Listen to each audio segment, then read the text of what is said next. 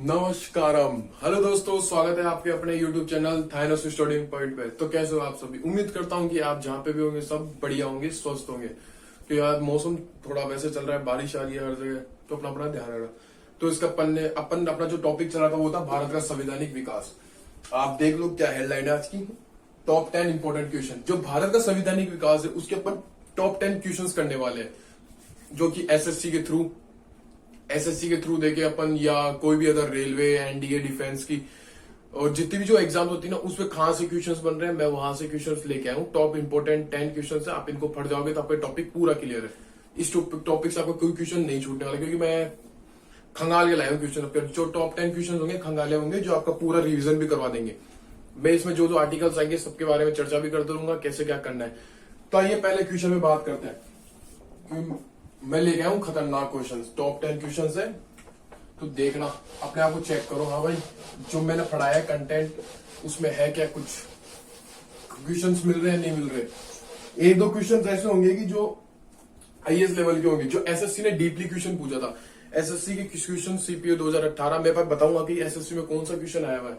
दो क्वेश्चन ले गया हूं खतरनाक वाले, जो मैंने शायद नोट्स में ऐड नहीं करवाए थे। वो मैंने आर्टिकल नहीं बताया था, क्योंकि वो मैक्सिमम किसी में भी, जैसे अपन देखते हैं लक्ष्मीकांत की बुक देखते हैं तो उसमें भी वो बुक, उसमें भी जो आर्टिकल है वो नहीं है। तो उसके एक दो जो क्वेश्चन मैं आपको बता दूंगा कि इस आर्टिकल में क्या क्या हुआ था। आइए अपन बात करते हैं पहले क्वेश्चन की। पहला क्वेश्चन है थोड़ा सा हल्का क्वेश्चन है, जो मैं बताता रहूंगा कि हाँ भाई हल्का क्वेश्चन है, थोड़ा दिमाग आपका हाँ भाई आ जाए पॉइंट पे कि हाँ भाई ये पॉइंट चला था, ये पॉइंट अपन ने पहले पढ़ा था। वैसे स्टार्टिंग कर रहा हूं अच्छे क्वेश्चन से, जो आपको थोड़ा रिवीजन करा दे। हाँ भाई ये यहाँ से आएगा। पहला क्वेश्चन है कि निम्नलिखित में से किस अधिनियम में कलकत्ता में सर्वोच्च न्यायालय की स्थापना की गई थी या प्रावधान किया गया था? Which of the following act provides for the establishment of the supreme court in Calcutta? यानी बात है कि जो कलकत्ता में जो सर्वोच्च न्यायालय की स्थापना की गई थी, मैंने पढ़ाया था कि कौन सा अधिनियम था कि जिसके अंदर कलकत्ता में सुप्रीम कोर्ट की स्थापना की गई थी। तो मैं क्वेश्चन लिख रहा हूं कि निम्न में से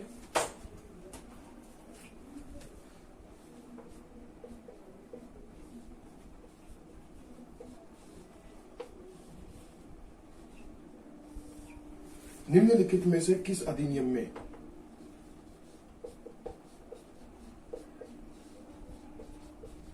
क्वेश्चन है बढ़िया।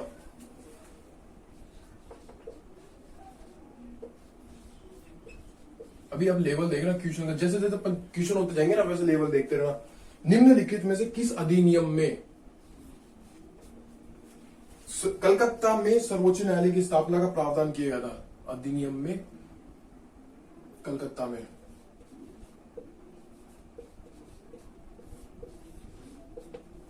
सर्वोच्च न्यायालय की स्थापना की गई थी।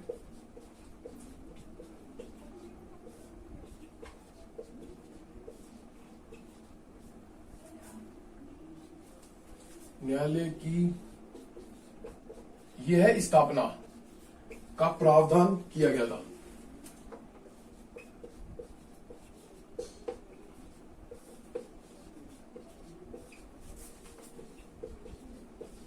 मैं पूरा आर्टिकल की चर्चा करूंगा, आप थोड़ा जैसे देख रहे हो तो आपके दिमाग में आ रहा होगा क्या मैंने बताया था।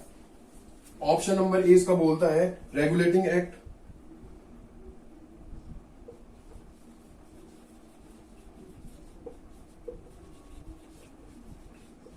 रेगुलेटिंग एक्ट था 1773 का। ऑप्शन नंबर बी क्या बोलता है? Pitt's India act.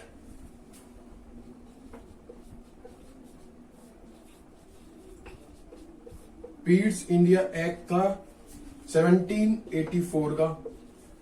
Option number C charter act 1813 का। और ऑप्शन नंबर डी फिर वही चार्टर एक्ट 1833 का। ये क्वेश्चन आया हुआ है, एसएससी का है, सीएफ, सीआईएफएस, सीआईएसएफ, एएसआई का भी है, एसएससी 2009 का, और एसएससी जो सीपीओ होता है 2018-19 का क्वेश्चन है ये। तो इस पर चर्चा करते हैं, अपन देखते हैं। ये चाहे मैं क्वेश्चन लिख दूंगा मैं बिना इसको लिया, बिल्कुल प्रॉब्लम आती है।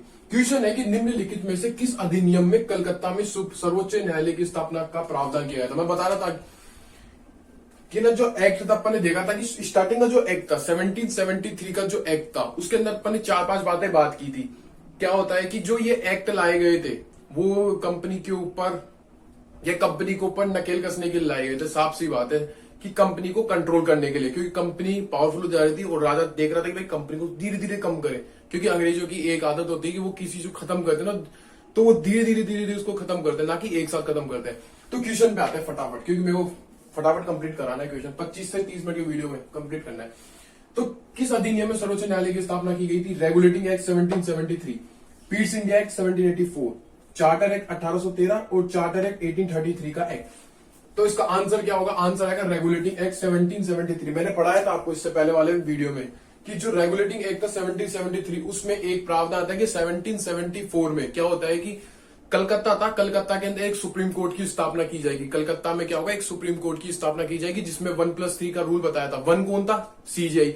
वो कौन थी? Elijah Impey. फर्स्ट सीजीआई थी एलिजा इम्पे और 3 थे अन्य न्यायाधीश। 3 में भी थे, जैसे मेरे को नाम याद आ रहा है, एक का तो चैम्बर्स के नाम से था, एक था चैम्बर्स, एक था हाइड और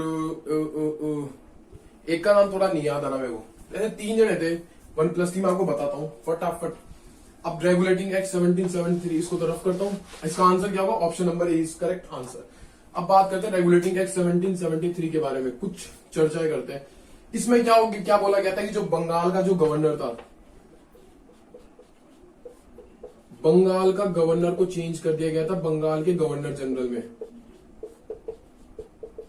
बंगाल का गवर्नर को बंगाल के गवर्नर जनरल में चेंज कर दिया गया था। अभी जो, चलो एक क्वेश्चन लिखते हैं। अब बंगाल का फर्स्ट गवर्नर, बंगाल का फर्स्ट गवर्नर कौन था? बंगाल का फर्स्ट गवर्नर होगा क्लाइव। मैंने स्टडी की थी कि जो क्लाइव था ना उसके पास इतनी संपत्ति, तब वो 34 ईयर का था, तब वो अपने जैसे ही इंग्लैंड लौटा था, इंग्लैंड लौटे बाद उसका इतनी सब संपत्ति थी कि वो 60,000 पाउंड मतलब सालाना कर सकता था। मतलब सालाना 60,000 पाउंड। मतलब भारत से क्या करते? इनका मकसद क्या था कि जो कंपनी थी ना 1600 से लेकर अपन बात करें 1757 तक, जो बक्सर का प्लासी का युद्ध था, 1757 का जो प्लासी का युद्ध था, जब तक जो कंपनी थी ना उसका मेन मोटो था कि भारत से क्या है कि ना पैसा निकालना है। मतलब एक तरह से छोड़ो, इनका मोटो क्या था कि इनका मोटो था कि भाई साहब भारत में जाना है, माल अपना प्रोवाइड कराना है, वहां से क्या है कि जो मसाला वसाला जितने भी ऊनी वस्त्र हुए इनको उठा के अपने इंग्लैंड ले जाके बेच देना है। ये इनका मोटो होता था, यानी कि कंपनी पूरा व्यापारिक मामलों पर डिपेंड थी। लेकिन इसके बाद से चालू हुआ था इनका राजनीतिक मामले। चलो रेगुलेटिंग के बाद बंगाल का पहला गवर्नर जनरल हो गया। बंगाल का पहला गवर्नर कौन था? क्लाइव था। और बंगाल का फर्स्ट गवर्नर जनरल वो था वॉरेन हेस्टिंग। Warren Hastings.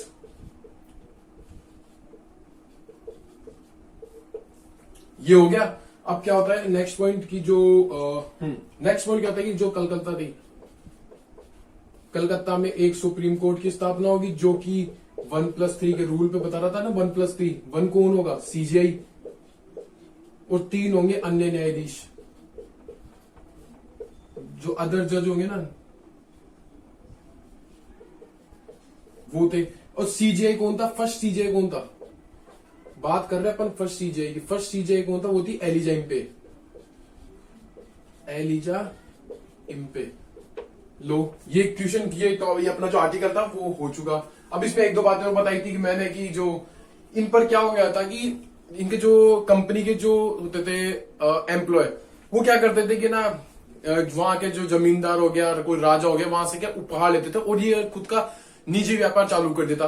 उस पर प्रावधान लग चुका था। और इसमें क्या होता है कंपनी के देखरेख के लिए, जो कंपनी थी ना, कंपनी के देखरेख या उसके नियंत्रण के लिए कि क्या सेना कैसी चल रही है, राज्यों से क्या चल रहा है, उसके लिए कोर्ट ऑफ डायरेक्टर्स की स्थापना की गई थी।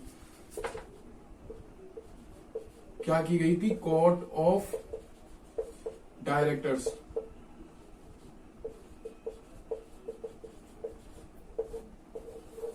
ये 1773 का रेगुलेटिंग एक्ट खत्म। इसी पर ये चीजें देखी थी। इसमें क्या था? सर्वोच्च न्यायालय स्थापना कर दी है। आप देख लो फटाफट क्वेश्चन नंबर फर्स्ट। और हाँ एक क्वेश्चन, जो इस समय जो गवर्नर जनरल ना, इसमें कार्यकारिणी में 4 सदस्य करे गए थे।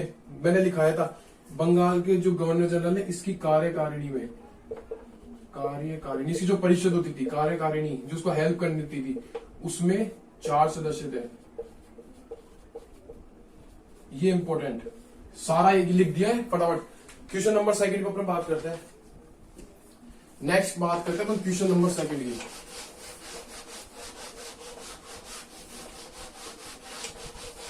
अब ये जो क्वेश्चन आएगा थोड़ा लेवल का रहेगा। अब इस क्वेश्चन नंबर जो सेकंड है वो क्या है, थोड़ा है लेवल का।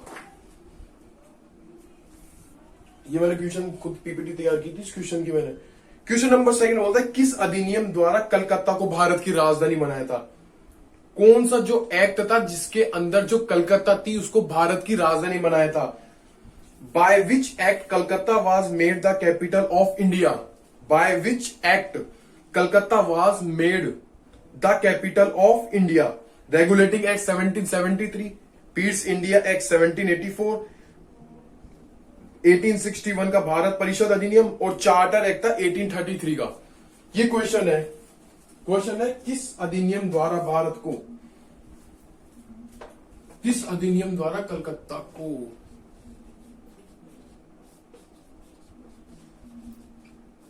किस अधिनियम द्वारा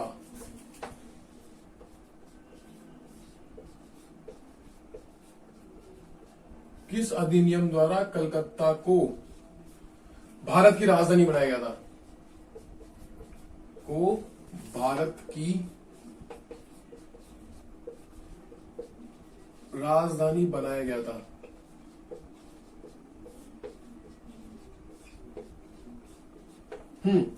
option number A, regulating act 1773, regulating act था 1773 का। Option number B, Pitt's India act 1784,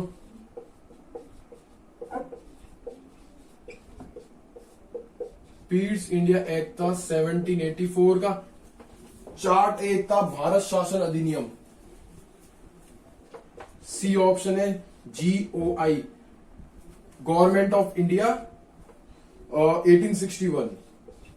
और जो ऑप्शन नंबर सी था वो ऑप्शन नंबर जो डी था, ऑप्शन नंबर डी था चार्टर एक्ट 1833। चार्टर एक्ट था 1833 का। ये क्वेश्चन SSC CHSL 2027 और SSC CPO 2024, 2018 और ND का क्वेश्चन है। डिफेंस खूब बार ये क्वेश्चन पूछा गया है। अभी क्या डीप क्वेश्चन है, ये क्या है, थोड़ा डीप क्वेश्चन है। ये मैंने शायद नोट्स में नहीं लिखवाया था, ये पॉइंट जो मैंने नोट्स में नहीं लिखवाया था। क्वेश्चन क्या बोलता है कि किस अधिनियम द्वारा कलकत्ता को भारत की राजधानी बना दिया था। भैया कलकत्ता को बना दिया भारत की राजधानी। रेगुलेटिंग एक्ट 1773 की अभी बात की है, जो बात अभी की है उसमें नहीं निकल गया, तो भैया तू तो नहीं है, दिखते ही मना करो। पीस इंडिया एक्ट, थोड़ा इसको रोको। GOI, government of India act 1861 की मैंने 3 बातें बताई थी। मैं बोला था 1861 आएगा, उसकी 3 बातें। जो 1861 था उसमें क्या होता है कि 1861 के एक्ट में क्या बात कर रहे हैं, उसके अंदर बात करें 1860 की, एक साल पहले की बात करते हैं। तो उसके अंदर था कि जो था इंग्लैंड, ब्रिटेन में क्या होता है कि पहली बार बजट प्रस्तुत किया था विल्सन के द्वारा, जेम्स विल्सन के द्वारा। क्या होता है कि ना बजट प्रस्तुत किया जाता है इंग्लैंड में, यानी कि पहली बार बजट प्रस्तुत कर दिया। दूसरा क्या आता है कि अब सुनो, बजट प्रस्तुत कर दिया तो अध्यादेश जारी करने की शक्ति, मैंने आपको बताया था क्रम कैसे याद करना है। बजट प्रस्तुत कर दिया, उसके बाद क्या होगा, अध्यादेश जारी करने की शक्ति। फिर पोर्टफोलियो सिस्टम चालू कर दिया था। पोर्टफोलियो सिस्टम क्या था, जिसको हिंदी में बोलते हैं विभागीय प्रणाली। वो क्या थी कि एक आदमी या एक व्यक्ति, अपन आदमी नहीं बोलेंगे, व्यक्ति बोलेंगे। एक व्यक्ति होगा ना, वो किसी एक परिषद या एक से ज्यादा परिषद का प्रमुख हो सकता है, या उसका मुखिया बोल सकते हैं कि उसका हेड होगा। एक व्यक्ति किसी एक या एक से अधिक परिषद या कोई भी ग्रुप होगा जिसमें अदर लोग काम कर रहे होंगे, उसका हेड हो सकता है। परिषद ही मानते हैं, क्योंकि परिषद वर्ड अपन ने यहाँ भी यूज किया था, तो परिषद लेके चलते हैं। तो ये 1861 की नहीं बात, पैसा ये भी नहीं है। बात करते चार्टर है 1833 का। 1833 में 3 बात, 1833 में 4 बात, 3-4 बातें थी, वो इसमें नहीं होगा। ये आएगा, इसका आंसर आएगा ये पीस इंडिया एक्ट। क्योंकि जो मैंने छोड़े ना, इनकी बात अपन आगे करेंगे, आगे क्वेश्चन में सारा कवर होगा। ये कवर हो गया, अब ये लेंगे और ये। अब बात करते हैं अपन पीस इंडिया एक्ट 1784 की। इसमें क्या हुआ था, खेल हुआ था। इसमें सबसे बड़ा खेल तो यहाँ पे था। 2 ऑप्शन में रफ कर रहा हूं। अपन बात कर रहे हैं पीट्स इंडिया एक्ट 1784। इसमें क्या होता है कि जो कंपनी थी, जो ईआईसी थी, ईआईसी को ना इसके जो कार्य के आधार पर उसको दो भागों में बांट दिया था। मतलब एक तरह से जो ड्यूअल सिस्टम हो रहा है वो चल रहा है यहाँ पे। एक तो था राजनीतिक कार्य, एक तो हो गया राजनीतिक कार्य और एक हो गया व्यापारिक कार्य। राजनीतिक कार्य हो गया और एक व्यापारिक कार्य हो गया। जो राजनीतिक कार्य था, राजनीतिक कार्य के लिए तो दो चीजें बनाई गई थी। एक तो था बोर्ड ऑफ कंट्रोल और एक board of directors. Board of control का क्या काम था? राजनीतिक कार्य को देख रेख करना। ये मैं तो सारा समझाया। बीओसी लिख रहा हूं, बोर्ड ऑफ कंट्रोल। और व्यापारिक कार्यों को करने कौन आएगा? Board of directors, BOD. BOC कौन चलाएगा? ब्रिटेन चलाएगा, ब्रिटेन की जो संसद होगी। और जो बीओडी होगा वो कौन करेगा? ये मैंने सारा समझाया वीडियो लेक्चर नंबर 1 का, जो संवैधानिक विकास का लेक्चर नंबर 1 था, पार्ट 1 था, उसमें मैंने ये बताया। व्यापारिक कार्य बोर्ड ऑफ डायरेक्टर्स, क्योंकि व्यापार कौन करता है? डायरेक्टर करता है। डायरेक्टर कौन है? बड़ा आदमी। बोर्ड ऑफ डायरेक्टर को कौन बोलेगा? ये बोलेगा ईआईसी, भैया हम करेंगे व्यापार, को आप छोड़ो। अब इसी के अंदर क्या हुआ था? ये चीज आएगा कि ये कलकत्ता को भारत की राजधानी बनाएगा। इसी एक्ट में क्या था कि जो कलकत्ता थी, कलकत्ता को भारत की राजधानी बनाया। हाँ, एक बार आप फटाफट देख लो, ये चीज अपन ने देखी थी या नहीं देखी थी? फटाफट देखो, फटाफट। ये चीज अपन ने देखी थी। चलो अपन बात करते हैं नेक्स्ट क्वेश्चन की। आपको थोड़ा रिवीजन होता जा रहा है। अब बात करते हैं नेक्स्ट क्वेश्चन की। ये क्वेश्चन इंपॉर्टेंट था। अब जो तीसरा क्वेश्चन आएगा वो भी थोड़ा लेवल उसका रहेगा। थोड़ा इसको नोट कर लेना। जो अपन ने 1784 है, शायद मैंने नींद लिखवाया था, 1784 के एक्ट में लिख लेना ये बात कि कलकत्ता को भारत की राजधानी बनाया गया था। नेक्स्ट क्वेश्चन क्या बोलता है? नेक्स्ट क्वेश्चन बोलता है, ये आएगा मल्टीपल टाइम रिपीट क्वेश्चन है सीजीएल का, और डिफेंस में रिपीटेड है, रेलवे में भी आया है। लेकिन जो ये क्वेश्चन पूछता है, ये तो यूपी पीसीएस पूछता है और इंडिया राजस्थान का पीसीएस पूछता है। जो आरपीएस है, किस अधिनियम द्वारा कंपनी के सदस्यों व कर्मचारियों के वेतन भारतीय राजस्व से दिए जाने का प्रावधान किया गया था? कि एक अधिनियम आया था। लेकिन बताया था नॉर्मल जो बुक्स होती है लक्ष्मीकांत पे लक्ष्मीकांत जो बुक है उसके अंदर नहीं है, थोड़ा एनसीईआरटी में एक दो लाइन में बताया गया। क्वेश्चन सुनना एक बार। किस अधिनियम द्वारा कंपनी के सदस्यों व कर्मचारियों के वेतन भारतीय राजस्व से दिए जाने का प्रावधान किया गया था? By which act provision was made to pay salaries to the members and employees of the company from the Indian revenue? By which act provision was made to pay salaries to the members and employees of the company from the Indian revenue? Act दे रहा 1793 का act, 1833 का act, 1853 का act और 1873 का charter act.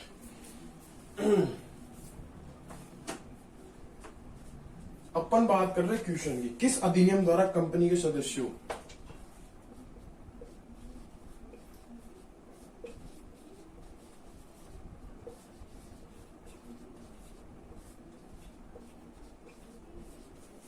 Question है, किस अधिनियम द्वारा कंपनी के सदस्यों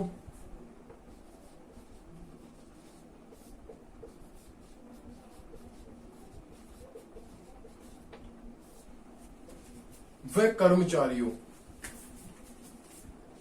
इंग्लिश मीडियम वालों के लिए मैंने बोल दिया, अगर कोई इंग्लिश वाला देख भी रहा है ना तो उसके लिए मैंने बोल दिया है। हाँ भाई क्वेश्चन है, थोड़ा आप देख लो। किस अधिनियम द्वारा कंपनी के सदस्यों व कर्मचारियों के वेतन भारतीय राजस्व से के वेतन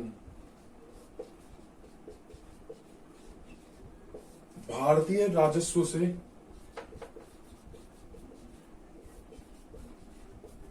दिए जाने का प्रावधान किया गया था?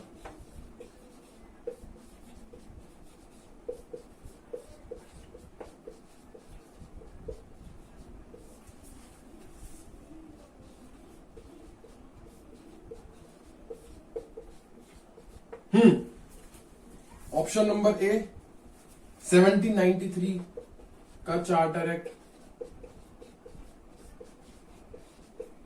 ऑप्शन नंबर बी 1833 का चार्टर एक्ट, 1833 का charter act, option number C 1853 का charter act, option number D 1873 का चार्टर एक्ट। एक सेकेंड हाँ।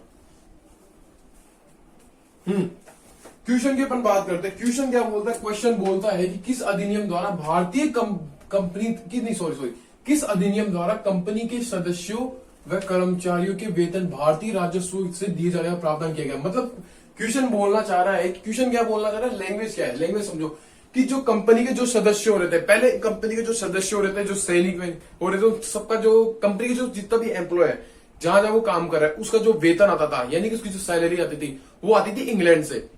लेकिन फिर क्या होता है कि जो ये एक्ट आता है, उस एक्ट के द्वारा कंपनी के जो सदस्य और जो कर्मचारी थे, उनका जो सैलरी का जो जुगाड़ किया जाएगा, सीधा बात की जुगाड़ की, जो सैलरी का उनका जो जुगाड़ किया जाएगा, वो क्या किया जाए, भारत का जो राजस्व आ रहा था ना, वहां से उनकी सैलरी का जुगाड़ कर दिया था कि हाँ भाई ये एक्ट आएगा, इस एक्ट के थ्रू एक कोई एक्ट आया, उस एक्ट के थ्रू क्या होगा कि जो कंपनी के जो भी एम्प्लॉय है, उनका जो भी सैलरी का जो जुगाड़ है, सीधा बात करें जुगाड़ की, हाँ, तो उनका जो सैलरी का जो जुगाड़ था वो भारत के राजस्व से आ रहा था। जो भारत का जो राजस्व आ रहा था, वहां से सैलरी का जुगाड़ किया जा रहा था। आर्टिकल पर बात करते हैं, एक्ट दे रखा है, सॉरी एक्ट की बात करते हैं, 1793 का एक्ट, 1833 का चार्टर एक्ट, 1853 का चार्टर एक्ट, 1870 का चार्टर एक्ट। क्वेश्चन कितना है यहाँ पे? चार्टर तो नहीं ना आएगा, गवर्नमेंट ऑफ इंडिया एक्ट आएगा, क्योंकि 1858 में ट्रांसफर होता है, ईआईसी का शासन खत्म होता है। आगे बात करते हैं क्वेश्चन की। अपन देखो 1833 में बात कर ली है, ये तो नहीं होगा, ऐसा चीज दी नहीं गई। 1853 जो कि अंतिम चार्टर एक्ट था, उसमें कहां बात की गई? 1873 का अभी तक तो अपन देखा ही नहीं था, कोई एक्ट भी था या नहीं था, मैंने तो नहीं देखा अभी तक 1873। 1861 का जरूर देखा था।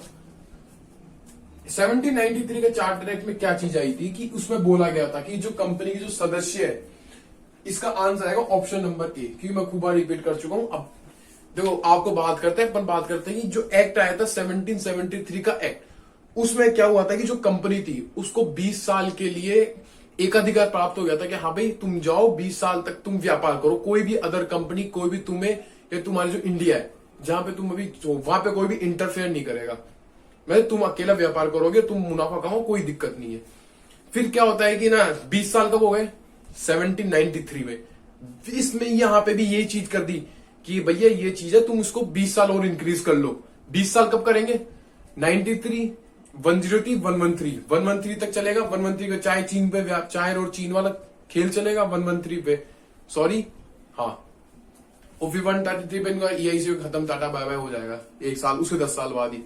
तो ये दो चीजें थी, ये बता रहा था 20 साल तक का इनका ना एकाधिकार प्राप्त हो गया था 1793 वाले चार्टर एक्ट में। ये खत्म। क्वेश्चन नंबर तीसरा, ये बताओ खतरनाक क्वेश्चन, थोड़ा दिमाग में जोर डालने वाला। हाँ भाई ये है एसएससी यहां से क्वेश्चन पूछ रही है, एसएससी का क्वेश्चन लेवल यहाँ ऐसे नहीं पूछती छोटे छोटे। हाँ भाई 1830 के चार्टर एक्ट क्या है ना, यूपीएससी एसएससी यहां से क्वेश्चन निकाल रही है। अभी एक क्वेश्चन बताऊंगा मैं, एक क्वेश्चन आएगा खतरनाक, बोला आपने लिखवाया था, आप बोलोगे आपने लिखवाया था, मतलब छोटा सा पॉइंट है, बोला आपने लिखवाया था, पूछ लिया क्वेश्चन। नेक्स्ट क्वेश्चन की बात करते हैं, क्वेश्चन नंबर 3 हो गया ना। क्वेश्चन नंबर 4 की बात करते हैं। भारत शासन अधिनियम 1858 के समय भारत का गवर्नर जनरल कौन था? बोल लो। 1858 जैसे वो ट्रांसफर ईआईसी का शासन एंड होता है, क्योंकि उससे पहले एक क्रांति होती है 1857 की क्रांति। उसके बाद उस समय जो गवर्नर जनरल था, भारत का गवर्नर जनरल चल रहा था, वो कौन था? इंग्लिश में बोल देता हूं, who was the governor general of India at the time of government of India act 1858? Who was the governor general of India at the time of government of India act 1858 की बात की जा रही है। भारत शासन अधिनियम गवर्नमेंट ऑफ इंडिया एक्ट 1858 के समय, ये भारत शासन अधिनियम है, गवर्नमेंट ऑफ इंडिया एक्ट बात कर रहे हैं 1858 के समय भारत का गवर्नर जनरल कौन था?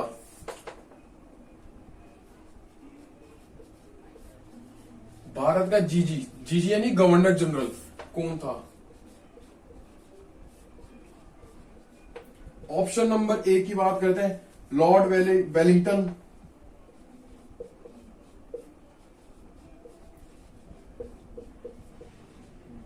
Option number B, Lord William Bentinck.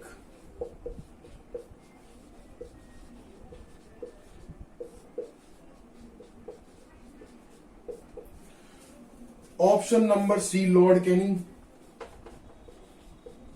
देख लॉर्ड, सबके आगे लॉर्ड लग रहे हैं, मेरे को पसंद ही नहीं है लॉर्ड, लेकिन लगा देते, क्वेश्चन है यार, इज्जत देनी चाहिए। Lord Linlithgow, Lord Linlithgow. देखिए फटाफट क्वेश्चन, ये मैंने करवाया हुआ है, ये क्वेश्चन मैंने करवाया है आपको। देखो फटाफट, 1858 का एक्ट, मैंने कहानी सुनाई थी, कहानी बताई थी इस एक्ट में, 1858 का एक्ट के समय। ए लॉर्ड वेलिंगटन, ये कौन बीमारी है, हटा, ये नाम दिख रहा है, लॉर्ड विलियम बेंटिक कौन था? 1833 में भारत का फर्स्ट गवर्नर जनरल कौन था? William Bentinck. तू तो कैसे होगा, तू तो इंडिया का जो भारत का फर्स्ट जीजी था, first governor general. Lord Canning साहब हो सकते हैं। लिनलिथगो से मैं आपको एक बात याद है क्या? अपन बात करते हैं 1833 का जो एक्ट आएगा, चार्टर एक्ट था, ये था चार्टर एक्ट। इसमें क्या होता है कि लिनलिथगो के समय एक बात हुई थी कि 1843 में जो दास प्रथा है, दास प्रथा के उन्मूलन के लिए अधिनियम लाया गया था। दास प्रथा के उन्मूलन के लिए एक एक्ट आया था या अधिनियम आया था, वो था लिनलिथगो। तो ये भी नहीं है, आंसर क्या है? Canning. Option number C is correct. अब बात करते हैं 1858 की एक्ट की। हाँ बताओ, मजा आ रहा है नहीं आ रहा? मेरा वीडियो चल रहा है नहीं चल रहा? मैं ऐसे ही बोले जा रहा हूं, चल रहा है।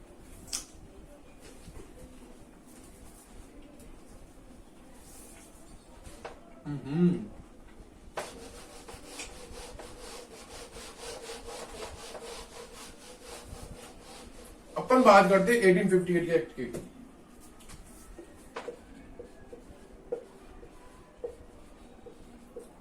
ये होगा GOI, government of India act, Bharat शासन अधिनियम। कहानी बताई थी कि इंग्लैंड की रानी कौन है?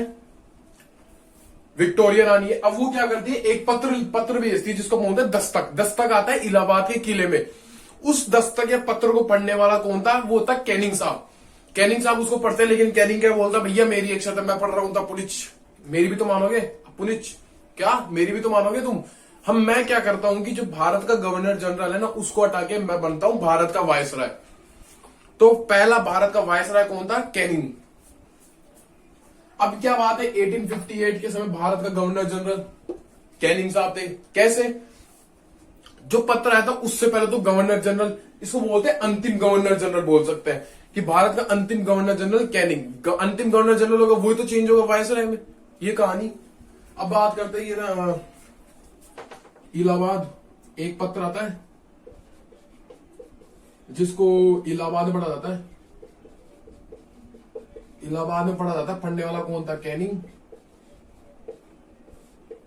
कैनिंग की एक शर्त, कैनिंग क्या बोलता है कि भैया जो भारत का जो गवर्नर जनरल है, भारत का जीजी है, वो चेंज हो जाएगा भारत के वायसराय में। भारत के वायसराय में चेंज हो जाएगा। अब क्या बोलते हैं भैया, जो भारत का वायसराय होगा ना, जो पहला भारत का वायसराय होगा, फर्स्ट वायसराय, वो होगा अपुनिच, यानी कि कैनिंग। ये हो गया। अब इस समय क्या होता है कि EIC का अंत हो जाता है। EIC का जो शासन था उसका अंत, और जो शासन होगा वो ट्रांसफर हो जाएगा कहां पे? ब्रिटेन के पास में। ब्रिटेन की जो रानी है, रानी का नाम क्या होता है? जो वीडियो देख रहा है ना, उस रानी का नाम कमेंट कर देना। हाँ, अब मैं नहीं देख रहा, कोई कमेंट ही नहीं आ रहा है। 2 लेक्चर हो गए, कमेंट तो करो। वीडियो देख रहे जो कमेंट तो करो। हाँ भाई प्रेजेंट लगा दो, एक ऐसा करो, हाथ का निशान लगा के भेज दो, आता ना इमोजी हैंड का, वो करके भेज दो। चलो चलो चलो फटाफट, ये बात की बात है। ये हो गया।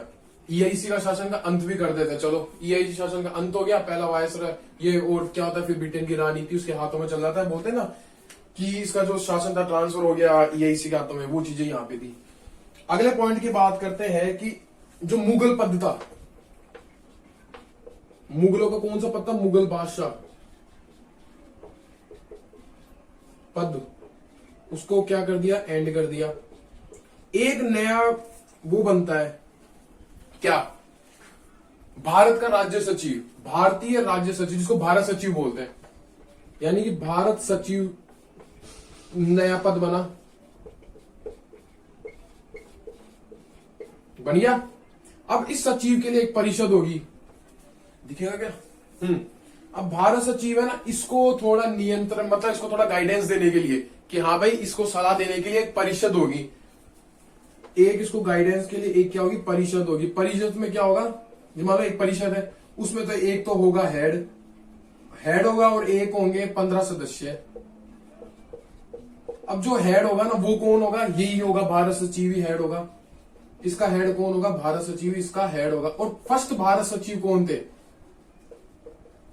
फर्स्ट भारत सचिव, मैंने एक काम बताया ना, इंग्लैंड का एक फास्ट बॉलर है मार्क वुड, तो इसका कौन था? Charles Wood. अरे कनेक्ट कर लो, बस याद होना चाहिए, चीज याद होनी चाहिए, बात ये है कुल मिला के। अब एक लास्ट क्वेश्चन की जो सेना आती है, सेना की समीक्षा के लिए पील कमीशन का गठन किया गया था, कि जो सेना थी, सेना की समीक्षा के लिए पील कमीशन का गठन, ये लो खत्म। 1858 का एक्ट उड़ा दिया नहीं उन्हें। एक सेकंड रुको, तो वीडियो चल रहा है नहीं चल रहा? परफेक्ट चल रहा है। 31 का हो गया यार, एक second.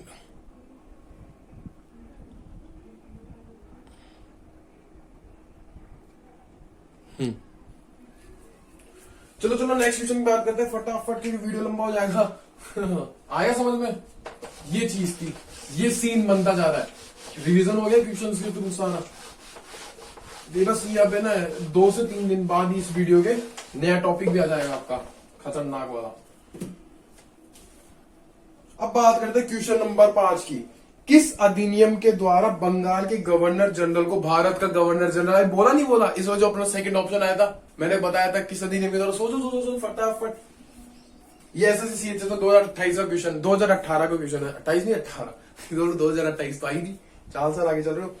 Bye which act the governor general of Bengal was made the governor general of India? वापिस सुन लो, by which act the governor general of Bengal was made the governor general of India? Charter act 1813, charter act 1833, charter act 1853 और ये GOI 1858।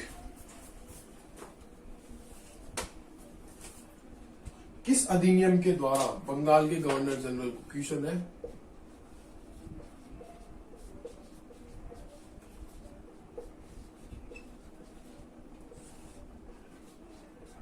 किस अधिनियम के द्वारा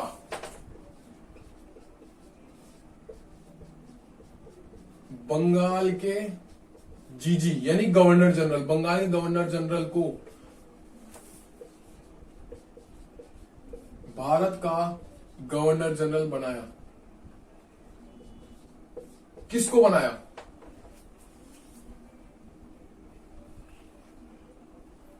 बनाया या छोड़ो। ऑप्शन नंबर ए, किस एक्ट, अधिनियम की बात कर रहे हैं अपन, बात करते चार्टर, चार्टर एक्ट 1813।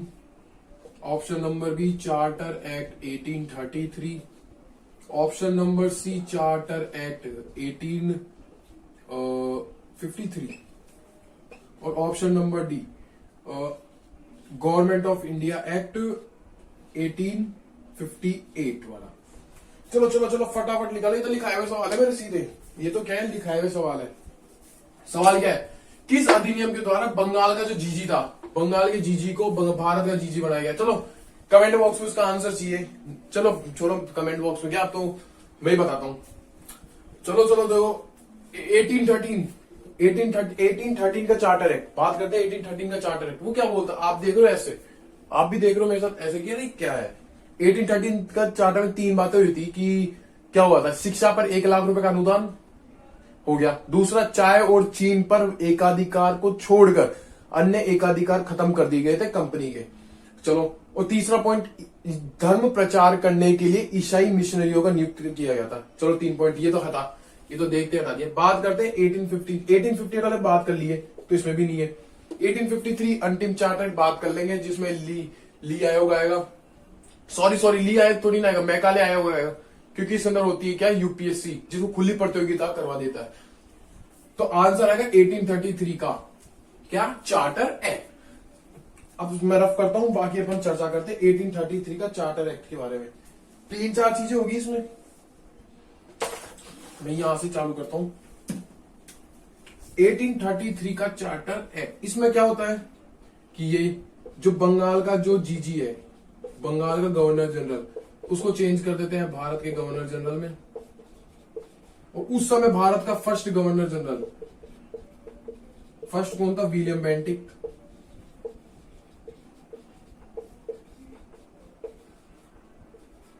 खत्म। सेकंड पॉइंट क्या होता है, ईआईसी का शासन एंड। ईआईसी का सॉरी एकाधिकार, ईआईसी का भैया अभी शासन का एंड कर रहे हो, एकाधिकार। अब तो आप भी हो गए यार, पढ़े लिखे हो गए, अब तो जान गए तो टॉपिक तो पूरा। अब मैं देख रहा हूं यार, बंगाल का गवर्नर जनरल, भारत का गवर्नर जनरल हो गया first William Bentinck. Second, EIC का एकाधिकार भी समाप्त।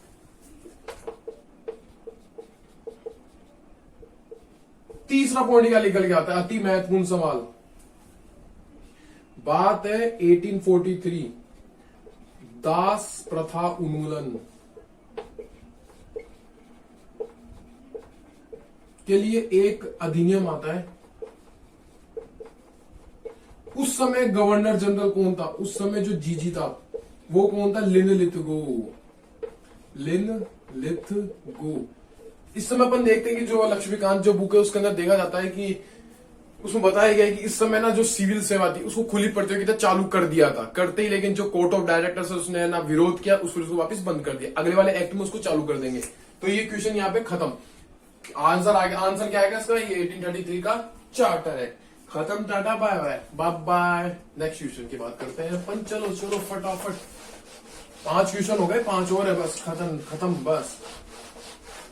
10 मिनट के अंदर क्वेश्चन खत्म कर देंगे अपन। नेक्स्ट क्वेश्चन की बात करते हैं कि ब्रिटिश भारत में सांप्रदायिक प्रतिनिधित्व की व्यवस्था निम्नलिखित में से किस अधिनियम द्वारा की गई थी। ये क्वेश्चन है एमपीपीसीएस 2019 का। मिला के देख लेना भैया, जो तो बोल रहा हूं ना वो मिला के देख लेना, विश्वास ना हो तो मिला लेना। ब्रिटिश भारत में सांप्रदायिक प्रतिनिधित्व की व्यवस्था,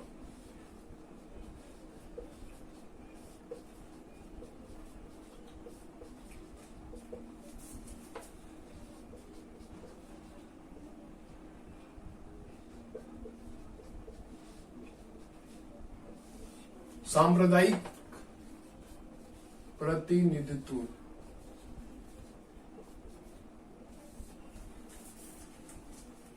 की व्यवस्था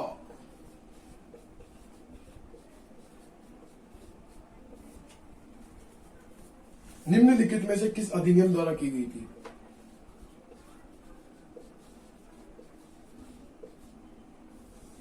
निम्नलिखित में से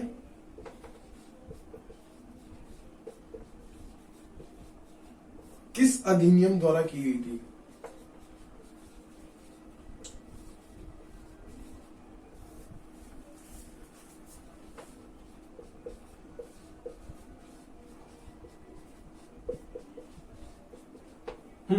ऑप्शन नंबर ए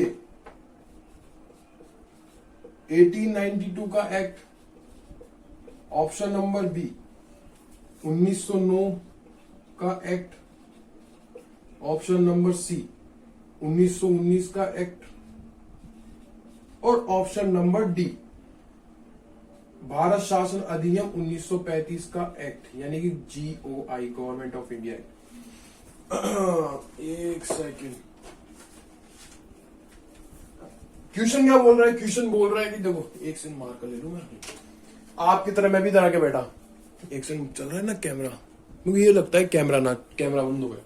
चलो आप इधर में भी देख रहा हूँ क्वेश्चन। आप देख रहे हो कि यार कि क्या बीमारी हो गई। ब्रिटिश भारत में सांप्रदायिक प्रतिनिधित्व की व्यवस्था सांप्रदायिक प्रतिनिधित्व की व्यवस्था किस निम्न से किस अधिनियम द्वारा की गई थी? 1892 में ऐसा कुछ बात नहीं की गई थी। 1909 में ना, 1909 में तो बड़ी बड़ी चीजें हुई थी।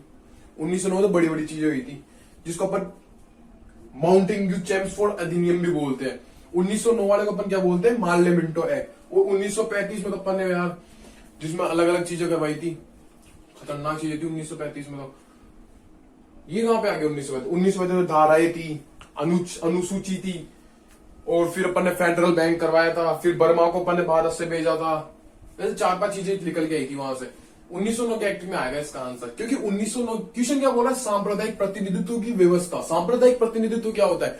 मैंने बताया था कि ना मुसलमानों के लिए उस समय जो मुस्लिम थे उनके लिए पृथक निर्वाचन प्रणाली लाई गई थी, जिसको अपन क्या बोलते हैं? सांप्रदायिक प्रतिनिधित्व। इसी से एक क्वेश्चन और जनरेट कर सकते हैं अपन कि जो सांप्रदायिक निर्वाचन प्रणाली थी इसके जनक कौन थे? जो 1909 का जो एक्ट था उसको बोलते हैं मार्ले मिंटो एक्ट। उस समय जो मिंटो साहब थे वो कौन थे? सांप्रदायिक निर्वाचन प्रणाली थी उसके जनक थे। ओके, चलो अपन बात करते हैं 1909 के एक्ट की। फटाफट फटाफट बात करते हैं। चलो चलो चलो चलो इसको अपन बोलते हैं मार्ले मिंटो एक्ट।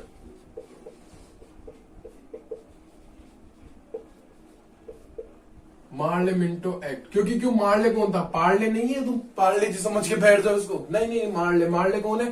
भारत सचिव। और मिंटो साहब कौन है? वायसराय। खत्म खत्म, पहला पॉइंट क्लियर। दूसरा पॉइंट क्या आता है? ये निकल के आता है कि ये ना सांप्रदायिक प्रतिनिधित्व प्रणाली स्टार्ट कर दी थी। इस एक सेकंड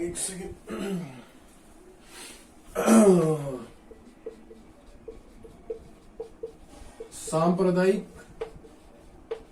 निर्वाचन प्रणाली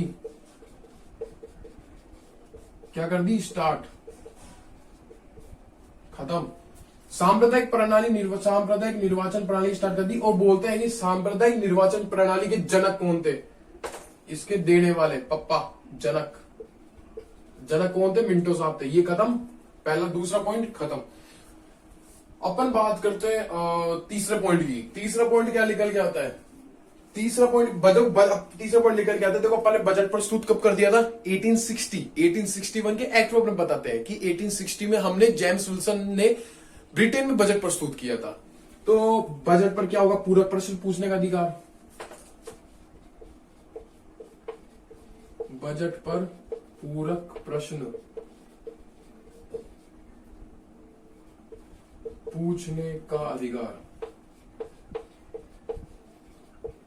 इसमें दो चीजें और निकल के आती है। भाई साहब तुम बजट पे पूरा प्रश्न पूछ लिए, कोई भी दिक्कत नहीं है हमें। अब इस समय क्या होता है? जो मिंटो साहब था, मिंटो साहब को लेते आते भैया तू कोपचे में साइड में। वो क्या बोलता है कि हम नाग के दांत बोल रहे हैं, हम नाग के दांत बोल रहे हैं।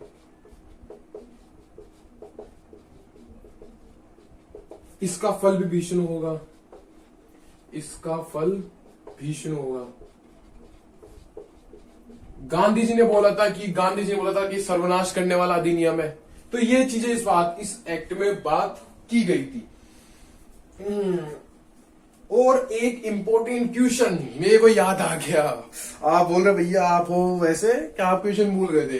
एक लाइन भूल गया था कि इस समय जो वायसराय की कार्यकारिणी में शामिल होने वाला पहला भारतीय वो थे सच्चिदानंद प्रसाद सिन्हा। क्या याद आ गया मेरे को? हाय राम हाय राम हाय राम। ये थे सत्येंद्र प्रसाद सिन्हा। मेरे को क्या याद आ रहा है? सही है ये? हाँ सही बोल रहा हूं। अब की बार विश्वास कि जो वायसराय था,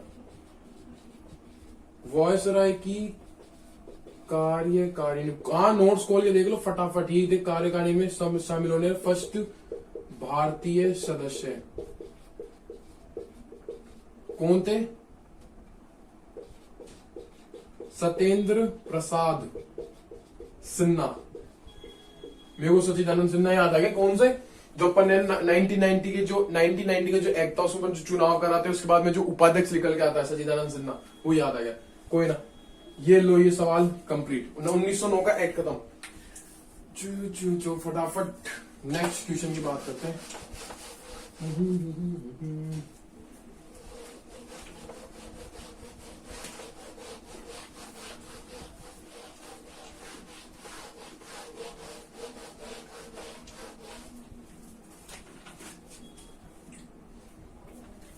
नेक्स्ट क्वेश्चन की बात करते हैं। ये अपन ने कर ही लिया कि ना बजट पर बहस करने का अधिकार, ये क्वेश्चन यहां से कवर हो गया, तो मैंने इसको ड्रॉप कर रहा हूं। नेक्स्ट क्वेश्चन लेकर के आता है कि भारतीय विधान पालिका प्रथम बार द्विसदनीय बनाई गई थी। जो अपन एक्ट पढ़े थे 1919 का एक्ट, उसमें अपन ने देखा था कि दो चीजें, विधान एक तो था राज्य की शक्तियों के आधार पर बांट दिया था, एक था जो अपने जो केंद्र था उसको दो भागों में बांट दिया था, एक तो लोकसभा एक राज्यसभा, बताया था मैंने। वो उसी क्वेश्चन की बात की जा रही है। भारतीय विधान पालिका प्रथम बार द्विसदनीय बनाई गई थी, ये यूपीपीसीएस का क्वेश्चन है।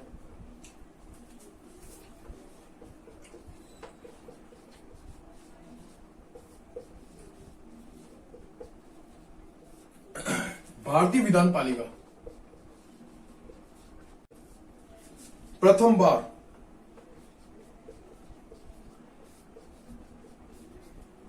द्विसदनीय बनाई गई थी, कब? दो सदन होंगे द्विसदनीय। भारतीय विधान पालिका भाई साहब केंद्र पर दो भागों में बांट दिया था, कुछ याद आ रहा है?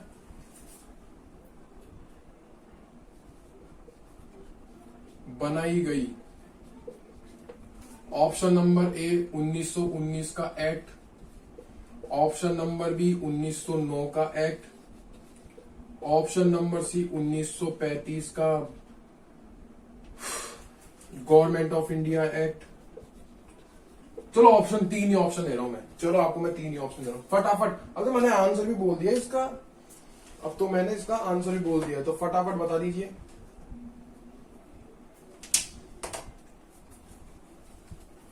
चलो अपन बात करते हैं, अपने पता आंसर क्या है, 1919 का है। 1990 पर बात कर लिया, 1935 में तो कुछ ही नहीं निकल जाता है कि भारतीय विधान पालिका प्रथम बार द्विसदनीय है, द्विसदनीय द्विसंसदीय, संसदीय नहीं होगा, द्विसदनात्मक प्रणाली लागू की गई थी। तो अपन बात करते हैं 1919 एक्ट की। मैं बस इसको ना कुछ ही ऐसे लिखवाता हूं, लिखवाने वाली चीजें क्या है। माउंटेन्यू चेम्सफोर्ड,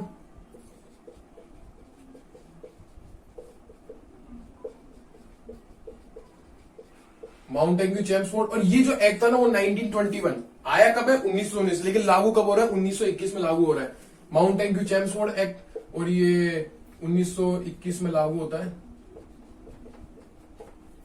इसमें क्या किया गया था, इसमें क्या किया गया था, इसमें क्या किया गया था, इसमें जो प्रांत था, प्रांत में द्वैध शासन लागू कर दिया था, प्रांत में द्वैध शासन लागू।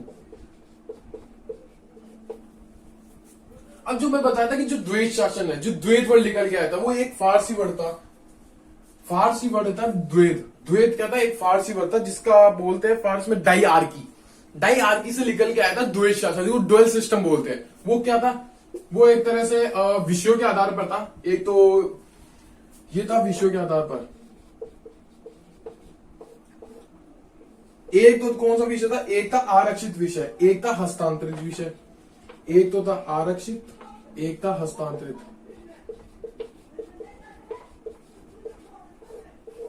दो हो गए, आरक्षित और हस्तांतरित। दोनों को गवर्नर कंट्रोल करें, वायसराय, दोनों को वायसराय कंट्रोल कर रहा है।